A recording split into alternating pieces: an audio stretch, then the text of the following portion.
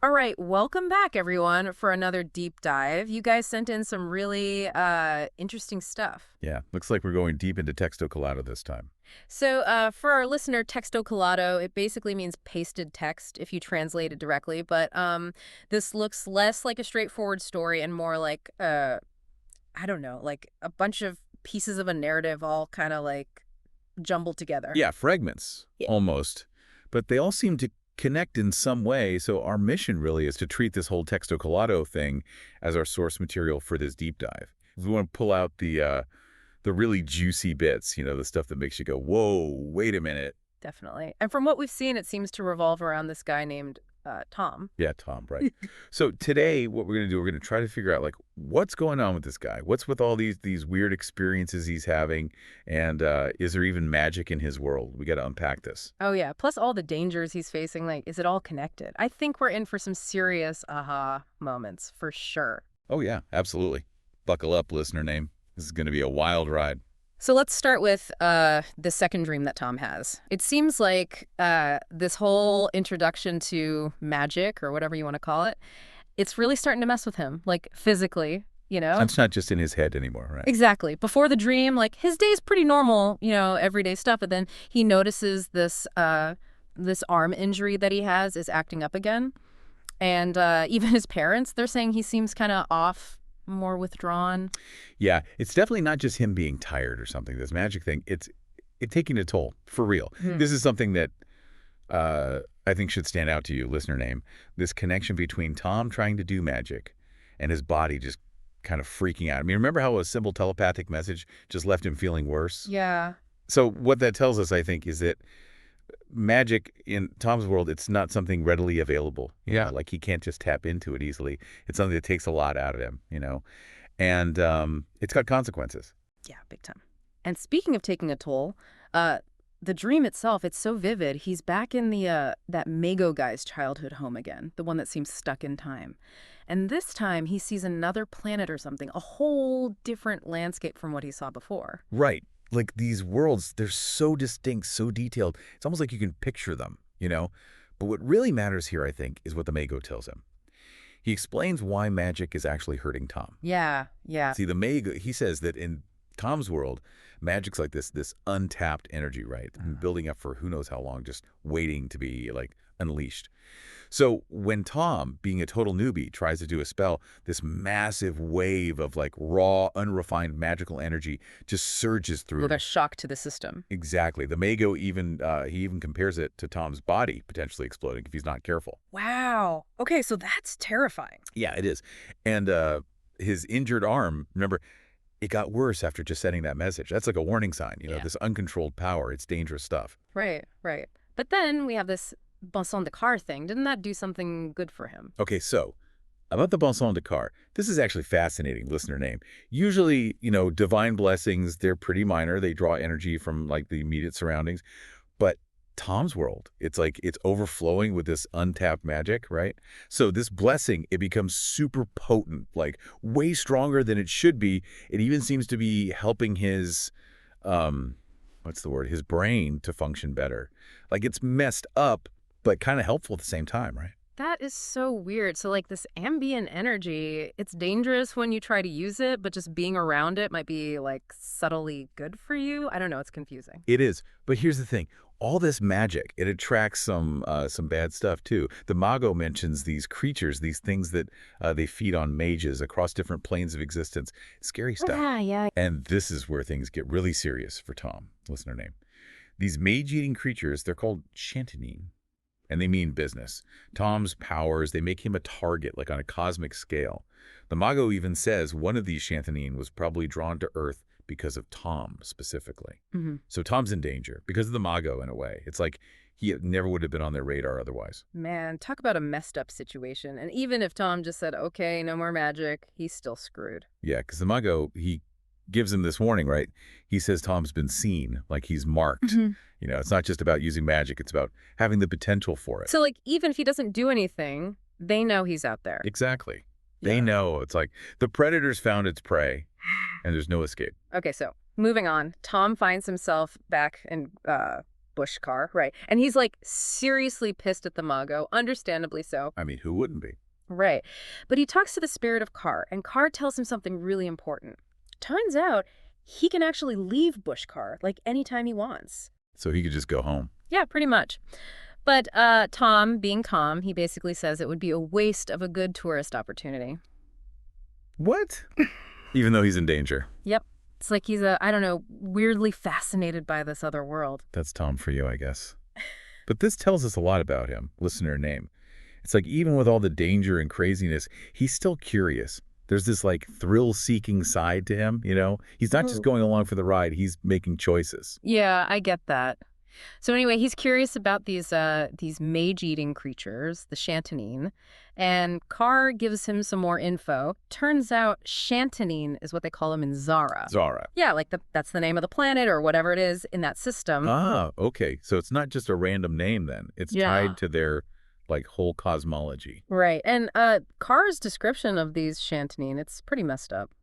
Oh yeah. They're not like one specific species or anything. They can look like animals or even people. But there's always something off about them, distorted, you know, like a bad copy. And what's even weirder is, in Zara, they're considered legends. Because, get this, everyone having a bit of magic actually keeps the really powerful Chantanine away. So, like, basic magic is good because it keeps the big baddies from showing up. Yeah, that's the idea. It's like, if there are only a few powerful mages around, then only the strongest Chantanine have enough to feed on. But if everyone has a bit of magic, well, there's not enough energy concentrated in one place to attract the real monsters. It's like a weird kind of balance, right? I guess so. But the creepiest thing about these Chantanine is that the more dangerous they are, the more human they look and act. Like, that's just messed up. It is, right. It's like it plays on our fear of the unknown. You know, we're used to monsters being, like, obviously monstrous. But what if the real danger comes from something that looks and acts like us? That's terrifying. And, you know, listener name, it's not just a fantasy thing either. Think about it. In our world, how often do we trust people who turn out to be, well, not so trustworthy? Yeah, good point. So Tom, he decides to explore Bushcar a bit. And he stumbles upon, get this, a dead body. Looks like it's just been abandoned there. Oh, wow. Yeah, and here's the really weird part. Tom takes the money and stuff from the body, and this is, like, totally out of character for him. It's like maybe the whole dreamlike nature of Bushcar is messing with his head, or maybe being in this crazy situation is changing his sense of right and wrong. Yeah, this is a big moment for Tom, listener name. He's not just reacting to this new world, he's starting to be changed by it. The lines between what's real and what's a dream, they're getting blurred. And that can lead to some questionable choices. No kidding. So then he finds a train station, and the train runs on, get this, a milky glass globe. Like, what even is that? Right. The technology in Bushcar is so different. It's like steampunk meets magic or something. And then he meets these two people on the train, Trinidad Carr and Zazagal, and they're like really surprised that Tom doesn't know about his divine blessing and that he doesn't have a second pair of arms. Wait, what? A second pair of arms? Yeah, apparently that's a thing in Zara. And what's even weirder is that Tom doesn't seem to care that he's missing arms in his real body. It's like he's more connected to this Bushcar version of himself. That's so strange. Like, he's becoming more comfortable in this other reality, even though it's so different from his own. Yeah. And this whole thing with the extra arms and the surprise they show, it really highlights how different their biology and culture are, listener name. It's like we're getting a peek into a completely alien society. Totally. And Zazagal, she actually offers to help Tom and gives him a note with an address in Bushcar. Really? So even in this dangerous world, there are still good people. Seems like it. It gives me some hope, you know? It's like, even though there are these terrifying creatures and all this weirdness, there's also kindness and compassion. It shows that Zara is more than just a dangerous place, listener name. There's a whole society there with its own complexities, its own stories. And maybe, just maybe, some of those stories can help Tom. Fingers crossed. Okay, but things get real scary real fast. Tom gets yanked back to his world by his alarm clock. And after a second of thinking, wait, did I just steal from a dead guy? He's back on that street with the mansions, you know, the one where he was attacked before. Oh, no. Yeah. And this time it's different. He immediately feels this like intense sense of danger. So it's not like those other times where he just kind of drifted into Bushcar. Nope. This time it's like he was like pulled back forcefully, and it's definitely not a good sign. It's like someone's messing with him. Yeah. You know, like they're deliberately putting him in danger. Right, and right on cue, the Chantonine shows up. It's this huge cat-like thing, but it walks on two legs. I mean, it's massive, and its features are all mixed up, like human and animal at the same time. And its tail, it's got these like hand-like things on it. It's nightmare fuel. It sounds terrifying. It's like exactly what Carr described, listener name. Those more dangerous Chantonine, they blend the familiar with the monstrous, and that makes them even more disturbing. And Tom, he knows he's in deep trouble. Yeah, he knows this is a fight for his life. And get this, he uses the message spell, but not to talk.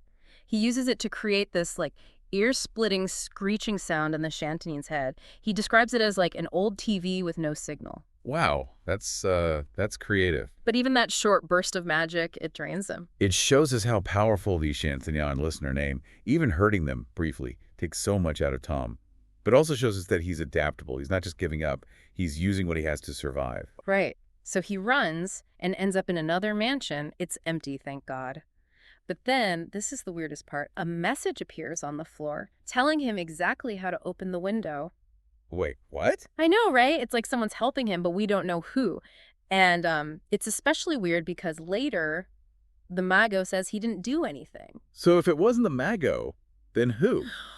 Is there someone else involved in all this? This is getting really mysterious, listener name. Sure. It's like there are all these hidden forces at play, and we're only just starting to see the edges of them. Yeah, it's like way beyond just Tom and the Mago now. Hmm. So Tom does what the message says, jumps out the window, and lands in, get this, the abandoned shopping mall. Whoa. Yeah, he's all messed up, hurting from the fall, and he tries to call his sister, but no answer. Oh, man. So he's hurt, alone, and in this creepy, deserted mall. Yep. And just when you think it can't get worse, the Chantonine shows up again. It tears through this, like, purple light right into the mall. He can travel between these places. That's not good. Nope. It's like it can teleport or something. And the purple light, that's a new detail, right? It's like this thing is connected to Tom in some way, like it can track him. It's more than just a monster listener name. It's like it can manipulate reality itself, maybe? This is getting way beyond just like a regular threat. Right. So Tom barely escapes. I mean, he's running for his life. He manages to jump on a bus and eventually makes it to school. He tells Rafa and Susie about the Chantonine attack and about talking to Carr. But he leaves out some stuff, like about the corpse and the train ride in Bushcar. So he's not telling them everything. Nope. Maybe he doesn't think they'd believe him, or maybe he's trying to protect them. I don't know. I think it's natural, listener name, to want to shield the people you care about from, like the really unbelievable stuff, especially when you're not even sure you believe it yourself. True. So Susie, she remembers the other Chantonine attack, the one they all saw before, so it's definitely the same creature. That means this is a pattern, right? The Chantonine is actively targeting Tom, and it can cross between these worlds. That's not good. Yeah. They even talk about, like, is it a demon? Can they kill it? It's serious stuff. And then Susie, she throws out this theory that maybe Tom and the Mago are, like, merging their memories or something. Rafa's not buying it, though. I think Susie's theory is pretty interesting, listener name. It might explain how Tom instinctively knew to use the message spell like that, and maybe even how he got that message in the mansion. Yeah. But Rafa's right to be skeptical, too. I mean, it's a pretty out there idea. Yeah, it's a lot to take in. Merging consciousnesses, it sounds like science fiction. But then again, we are talking about magic and interdimensional creatures, so who knows? Right. Okay, so next we're in art class, and they're doing this assignment about perspective. And it's here that things start to get really creepy. Tom draws Bushcar, like perfectly, all the details, just like he saw it. And remember, he's not supposed to be a great artist or anything, right? So how can he draw this other world so accurately? It's like his experience in Bushcar, it somehow imprinted itself on his brain, listener name. It's like his subconscious is learning and adapting to this magic, even though he's not aware of it. Exactly. It's freaky. And then, get this, Rafa tries to draw something simple, but it turns into the street with the mansions.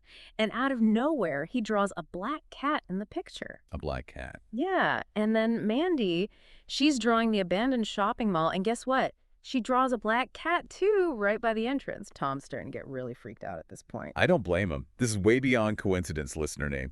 It's like something from Tup's experiences, or maybe even something connected to the Chantonine, is bleeding into their reality, influencing their art without them even realizing it.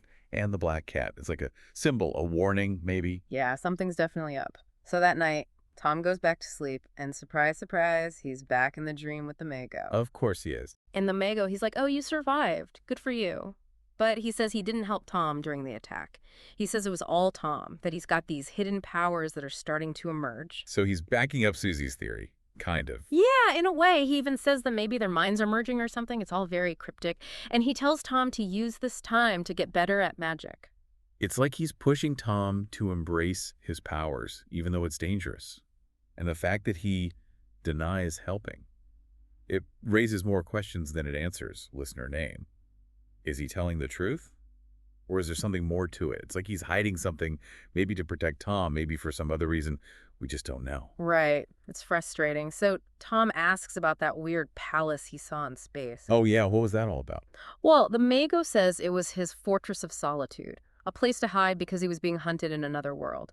But now it's adrift because some divinities messed with it. Divinities. So Yeah. there are even more powerful beings out there. Seems like it. And even powerful mages like the Mago, they're not safe. It makes you wonder just how deep this whole magic thing goes. There's so many layers to this. It's mind-boggling. It is, listener name. We're getting a glimpse of this, like, cosmic hierarchy of power. It's not just mages and monsters. There are these, like, godlike entities pulling strings in the background, a whole other level of complexity. Yeah, it's a lot. Anyway, right before Tom gets pulled back to Zara, the Mago says this really weird thing. Tom, a magia reg sobra o impossible. It's like a riddle wrapped in a mystery inside an enigma. He's not wrong, though, is he? Yeah. We've seen impossible things already. Teleporting monsters, other worlds, maybe even merging minds. It's like magic. It just throws all the rules out the window. And that's what makes it so fascinating and so dangerous, listener name. It's the ultimate unknown. Yeah, no kidding. So there you have it. Listener name. That's our deep dive into Texocolado.